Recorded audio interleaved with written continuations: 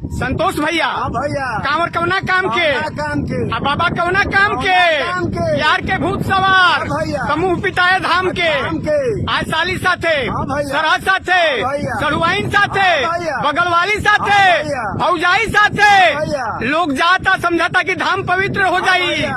अब बाप माई आ बीबी परहेज हो जाती हाँ है। भैया। ऐसे कहना बा एगो घटना बा। भैया बोल बम के नारा लगावत नैना कैले चारे कांवरिया जोड़ा प्रेमी कांवरिया जोड़ा प्रेमी शिविर से भैले फरारे कांवरिया जोड़ा प्रेमी।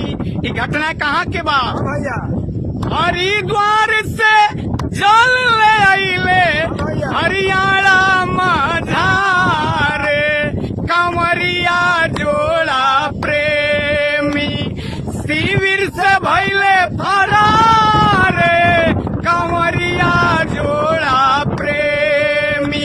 हरियाणा के भैया दाहा ग्राम से भैया। पुलिया नहर के पास से भैया शिविर से रातों रात प्रेमी प्रेमिका फरार हो गए। भैया। बोल बम के भेष में थे भैया। ड्रेस में थे भैया। बाहर प्रेमी प्रेमिका भैया। भगवान को भूल गए कांवर को भूल गए बाबा को भूल गए।